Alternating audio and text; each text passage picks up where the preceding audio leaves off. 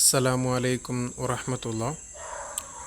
Calicut university FIUGP third സെമസ്റ്ററിലെ BSc MDC അറബിക്കിലെ പ്രധാനപ്പെട്ട ഒരു സെൻറ്റൻസിലോ അല്ലെങ്കിൽ രണ്ട് സെൻറ്റൻസിലോ നമ്മൾ ഉത്തരം എഴുതേണ്ട ചില പ്രധാനപ്പെട്ട ചോദ്യങ്ങളാണ് ഇന്നത്തെ ഈ വീഡിയോയിൽ നമ്മൾ ഉൾപ്പെടുത്തിയിട്ടുള്ളത്. ഇതിലേകദേശം ചോദ്യങ്ങൾ നമുക്ക് എക്സാമിന് നന്നായിട്ട് എക്സ്പെക്റ്റ് ചെയ്യാൻ പറ്റിയ ചോദ്യങ്ങളാണ്. ഓക്കെ, നമുക്ക് പെട്ടെന്ന് ചർച്ചയിലേക്ക് കടക്കാം. ഒന്നാമത്തെ ഒരു ചോദ്യം, ഐന തഖഉ വിലായത്തു കേരള എന്നൊരു ചോദ്യം ഇമ്പോർട്ടൻ്റ് ആയിട്ടുള്ള ചോദ്യമാണ്. കേരള സംസ്ഥാനം എവിടെയാണ് സ്ഥിതി ചെയ്യുന്നത്? അതിൻ്റെ ആൻസർ തഖഉ കേരള ഫി അഖ്സ ജനൂബി ഉർബിൽ ഹിന്ദ്. ഇന്ത്യയുടെ തെക്ക് ഭാഗത്തെ, അതിൻ്റെ ഏറ്റവും തെക്ക് ഭാഗത്ത് അറ്റത്തിലാണ് കേരള സംസ്ഥാനം സ്ഥിതി ചെയ്യുന്നത്. രണ്ടാമത്തെ ഒരു ചോദ്യം, മൻഹുവ ശ്രീനാരായണ ഗുരു? ആരാണ് ശ്രീനാരായണ ഗുരു എന്നൊരു ചോദ്യം ചോദിക്കുകയാണെങ്കിൽ സിമ്പിളായിട്ട് നമുക്ക് ആൻസർ ചെയ്യാം. ഹുവ റാഹിബുൻ വ ഫൈലസൂഫുൻ വ സഈമുൻ ഇസ്ലാഹിയുൻ. അദ്ദേഹം ഒരു പുരോഹിതനാണ്, അദ്ദേഹം ഒരു തത്വചിന്തകനാണ്, അദ്ദേഹം ഒരു പരിഷ്കാര നേതാവ് കൂടിയാണ്, അല്ലേ? സഈമുൻ ഇസ്ലാഹിയുൻ. അടുത്തൊരു ചോദ്യമാണ്, ജിൻസുൻ വാഹിദുൻ ദീനുൻ വാഹിദുൻ ഇലാഹുൻ വാഹിദുൻ ലിൽ ബശർ. മനുഷ്യന് ഒരു ജാതി, ഒരു മതം, ഒരു ദൈവം. ഹാദാ ഷിആറുല്ലി. ഇത് ആരുടെ മോട്ടോയാണ്, ആരുടെ ഷിആറാണ് എന്നാണ് ചോദ്യം. സിമ്പിളാണ് അല്ലേ? അവരുടേതാണ്, ശ്രീനാരായണ ഗുരുവിൻ്റേതാണ് അല്ലേ? അപ്പോൾ നമ്മൾ ഈ ചോദ്യം ഉൾപ്പെടുത്തിയത് നമ്മൾ ഈ ടേമുകൾ, ഇതിൻ്റെ അറബിക് ടേമുകൾ നമ്മൾ നിർബന്ധമായിട്ടും പഠിക്കാൻ വേണ്ടിയിട്ടാണ്. ഓക്കെ, അടുത്തൊരു ചോദ്യമാണ്, മൻ അൻഷഅ മദ്രസത പുലയർ. പുലയർ വിഭാഗത്തിന് വേണ്ടിയിട്ട് സ്കൂള് ആരംഭിച്ച ആൾ ആരാണ് എന്നാണ് ചോദ്യം. ആരായിരുന്നു? അയ്യങ്കാളിയാണ് അല്ലേ? അഞ്ചാമത്തെ ചോദ്യം, മൻ അസ്സസ ജംഇയ്യത്ത് ഹിമായത്തുൽ ളുഅഫാ. അതായത് ബലഹീനരായ ആളുകൾക്ക്, അതായത് സാധുജന പരിപാലന സംഘം, അതിൻ്റെ ഫൗണ്ടർ, അത് ഫൗണ്ട് ചെയ്തത് അസ്സസ ആരാണ്? അത് ആൻസർ അയ്യങ്കാളിയാണ്. ആറാമത്തെ ചോദ്യമാണ്, വസഫ ഗാന്ധി അയ്യങ്കാളി. മഹാത്മാഗാന്ധി അയ്യങ്കാളിയെ ഒരു പേര് വെച്ചിട്ട് വിശേഷിപ്പിച്ചിരുന്നു. അത് ഏത് പേരാണെന്നാണ് ചോദ്യം. മലിക്കുൽ പുലയർ, പുലയരുടെ രാജാവ് എന്നാണ് ഗാന്ധിജി അയ്യങ്കാളിയെ വിശേഷിപ്പിച്ചിട്ടുള്ളത്. അടുത്തൊരു ചോദ്യമാണ്, അയലനത്ത് ഇന്ദിരാഗാന്ധി അന്ന അയ്യങ്കാളി. ഇന്ദിരാഗാന്ധി പ്രഖ്യാപിച്ചു അയ്യങ്കാളി എന്നുള്ളത് എന്താണ് എന്ന് ചോദ്യം, അല്ലേ? അദ്ദേഹം ഇബ്നുൽ ഹിന്ദുൽ അദീം എന്നാണ് ഇന്ദിരാഗാന്ധി അയ്യങ്കാളിയെ പറ്റിയിട്ട് പ്രഖ്യാപിച്ചിട്ടുള്ളത്. ഓക്കെ, അടുത്ത ചോദ്യം, മൻ കതബ റിസാലത്ത തൗഹീദിൽ അദിയാൻ. നമ്മൾ ചട്ടമ്പി സ്വാമികൾ വായിക്കുന്ന സമയത്ത് അവരുടെ പ്രധാനപ്പെട്ട ഒരു രചനയാണ് ഇത്, റിസാലത്തു തൗഹീദിൽ അദിയാൻ, അല്ലേ? മതസൗഹാർദ്ദവും സഹവർത്തിത്വത്തിനൊക്കെ പറ്റിയിട്ട് എഴുതിയൊരു ഒരു ഗ്രന്ഥമാണ്. അപ്പോൾ റിസാലത്തു തൗഹീദിൽ അദിയാൻ എന്ന കിതാബ് എഴുതിയിട്ടുള്ളത് ആരാണ്? അത് ചട്ടമ്പി സ്വാമികളാണ്. അടുത്തൊരു ചോദ്യം, മൻഹുവ കുമാരനാശാൻ. കുമാരനാശാൻ ആരാണ് എന്നൊരു ചോദ്യം നമുക്ക് പ്രതീക്ഷിക്കാവുന്നതാണ്. അങ്ങനെ ചോദിക്കുന്ന സമയത്ത് സിമ്പിളായിട്ട് നമുക്ക് എഴുതാം, ഹുവ ഷായിറുൻ ഔ മുഫക്കിറുൻ ഇസ്ലാഹിൻ. അദ്ദേഹം ഒരു കവിയാണ്, അതുപോലെ തന്നെ ഒരു പരിഷ്കർത്താവ്, നല്ല ചിന്തകനായിട്ടുള്ളൊരു പരിഷ്കർത്താവ് കൂടിയാണ്. അടുത്തൊരു ചോദ്യമാണ്, മൻ കതബ അസ്സഹറത്തു സാഖിത. വീണ പൂവ്, അല്ലേ? കുമാരനാശാൻ്റെ ഏറ്റവും പ്രധാനപ്പെട്ട അദ്ദേഹത്തിൻ്റെ ഒരു മാസ്റ്റർ പീസ് രചന തന്നെയാണ് ഏത്? വീണപ്പൂവ് എന്ന് പറയുന്നത്. അതാണ് അസ്സഹറത്തു സാഖിത എന്ന് പറയുന്നത്. അത് എഴുതിയതാരാണ്? കുമാരനാശാനാണ്. ഓക്കെ, അടുത്തൊരു ചോദ്യമാണ്, മത്താ ബദഅത്തിൽ അലാഖത്തു ബൈനൽ അറബ് വ കേരള.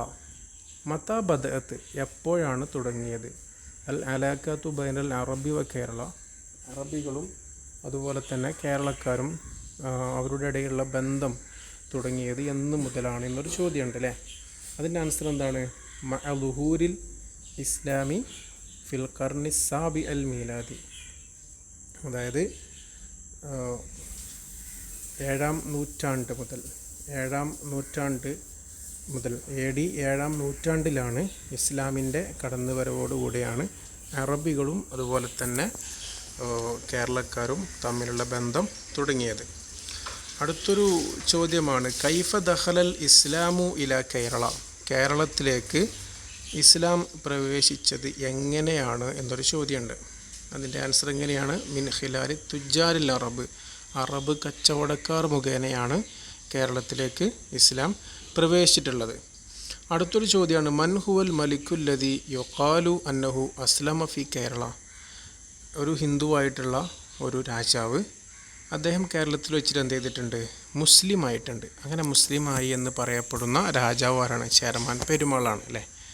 അടുത്തൊരു ചോദ്യമാണ് മൻ ഹുമുൽ മാപ്പിള, അത് പ്രതീക്ഷിക്കാവുന്നൊരു ചോദ്യമാണ്. ആരാണ് മാപ്പിള എന്ന് പറയുന്നത്? ആരെക്കുറിച്ചിട്ടാണ് എന്നൊരു ചോദ്യം. ആരാണ്? വഹും ഹുഫാദുൽ അറബി വൽ ഹുനൂദിൽ മഹല്ലീൻ, അത് അറബികളിൽ നിന്ന് ഇങ്ങോട്ട് വന്നിട്ടുള്ള ഇവിടെ താമസിക്കുന്ന അറബികളുടെയും ഇവിടുത്തെ പ്രദേശവാസികളായ മുസ്ലിമീങ്ങളുടെയും പേരമക്കൾ അല്ലെങ്കിൽ അവിടെ മക്കൾക്കാണ് മാപ്പിള എന്ന് പറയുന്നത്. അടുത്തൊരു ചോദ്യമാണ് മാതാ കാന ലക്കബു മലിക് സാമൂതിരി, സാമൂതിരി രാജാവിൻ്റെ സ്ഥാനപ്പേര് എന്താണ് എന്നുള്ളത് അല്ലേ. സാമൂതിരി രാജാവ് മുസ്ലിങ്ങളുമായിട്ടും നല്ല രൂപത്തിൽ ജീവിച്ചിട്ടുള്ള, മുസ്ലിമീങ്ങൾക്ക് വേണ്ടി നന്നായിട്ട് പടപൊരുതിയിട്ടുള്ള ഒരു രാജാവാണല്ലേ.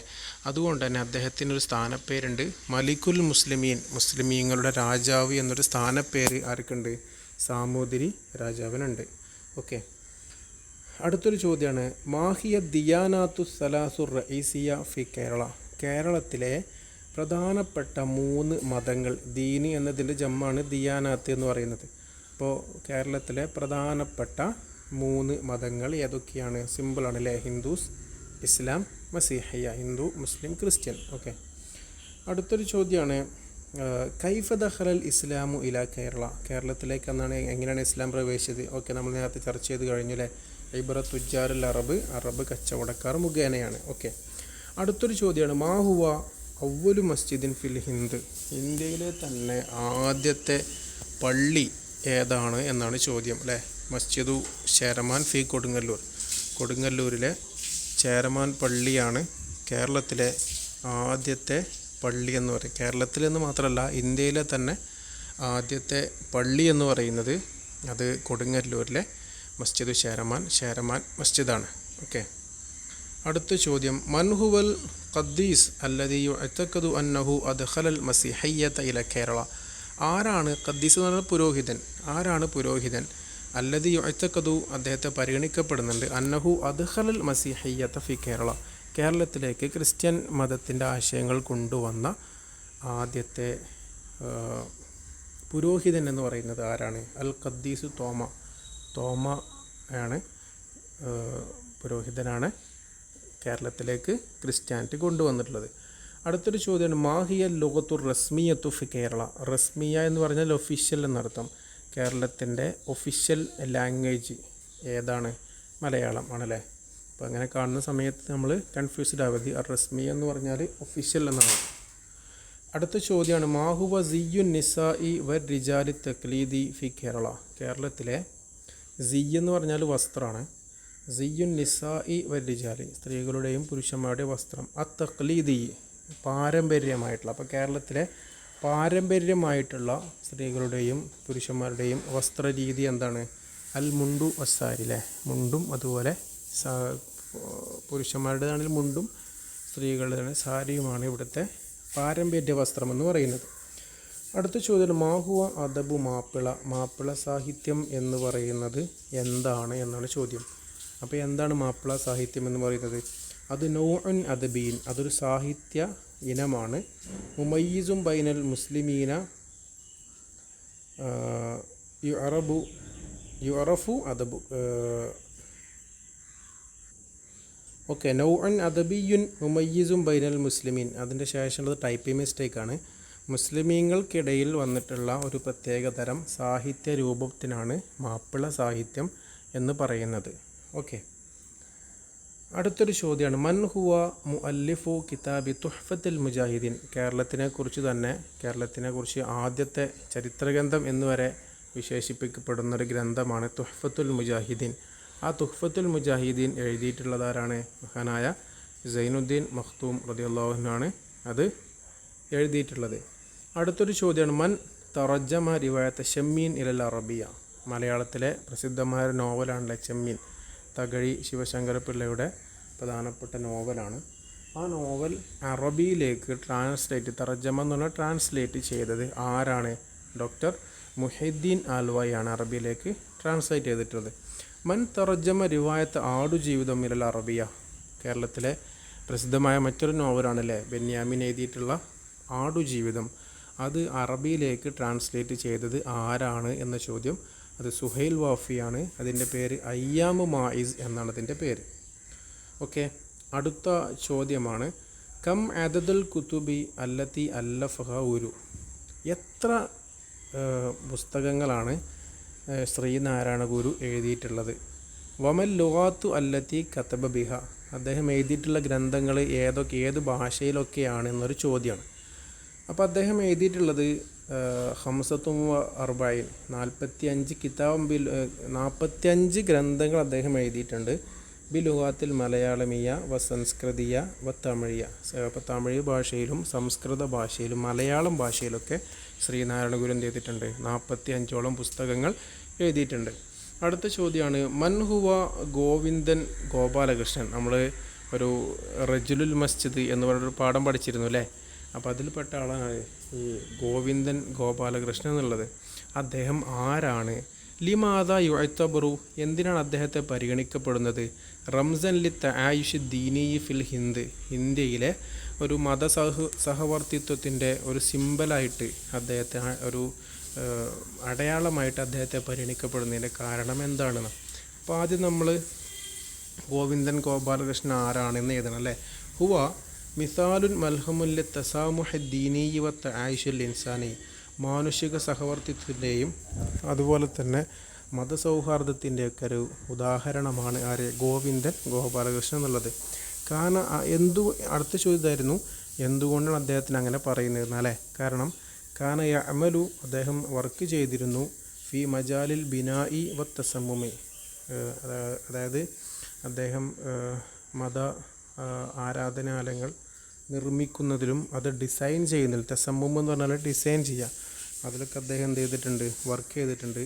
100 മസ്ജിദ്, 100ഓളം പള്ളികൾ, അതുപോലെ തന്നെ അർബഅ കനായിസിലെ 4 ചർച്ചുകൾ, പിന്നെ അതുപോലെ ഒരു ഹിന്ദു അമ്പലം, ഇതൊക്കെ നിർമ്മിക്കുന്നതിലും ഡിസൈൻ ചെയ്യുന്നതിലും അദ്ദേഹം നല്ല പങ്ക് വഹിച്ചത് കൊണ്ടാണ് അദ്ദേഹത്തെ സൗഹാർദ്ദത്തിൻ്റെയും അതുപോലെ തന്നെ സൗഹാർദ്ദത്തിൻ്റെയൊക്കെ ഒരു സിമ്പലായിട്ട് അദ്ദേഹത്തെ പരിഗണിക്കപ്പെടുന്നത്. അപ്പോൾ ഇതൊക്കെ നമ്മൾ ഇമ്പോർട്ടൻ്റ് ആയിട്ട് നോക്കിയിരിക്കേണ്ട ചോദ്യങ്ങളാണ്. 1 വേർഡും അതുപോലെ ഒരു ജുംല 2 ജുംല കൊണ്ടൊക്കെ എഴുതാൻ സാധ്യതയുള്ള ചോദ്യങ്ങളാണ്. ഓക്കെ, അസ്സലാമു അലൈക്കും വറഹ്മത്തുള്ളാഹി. 2 ചോദ്യങ്ങൾ കൂടിയുണ്ട്. മൻ കതബ ഖിസ്സത്ത് ത്വആമും ബി അനാമിലിൽ മൗത്ത്. നമ്മൾ നെയ്പായസം എന്നൊരു ഗ്രന്ഥം ഉണ്ടല്ലോ അല്ലേ, കമല സുരയ്യയുടെ. ആ ത്വആമും ബി അനാമിൽ മൗത്ത് എഴുതിയത് ആരാണ്? കമല സുരയ്യാണ് അല്ലേ. മൻ തറജമ ഹാദിഹിൽ ഖിസ്സത്തു ഇലൽ അറബിയ. ഈ കിസ്സ അറബിയിലേക്ക് ട്രാൻസ്ലേറ്റ് ചെയ്തത് ആരാണ്? അബ്ദുൽ ഗഫൂർ അൽ ഹുദവിയാണ്. ഓക്കെ, അപ്പോൾ ഈ ചോദ്യങ്ങളൊക്കെ നിർബന്ധമായിട്ട് നമ്മൾ പഠിച്ചിരിക്കണം. അസ്സലാമു അലൈക്കും വറഹ്മത്തുള്ളാഹി.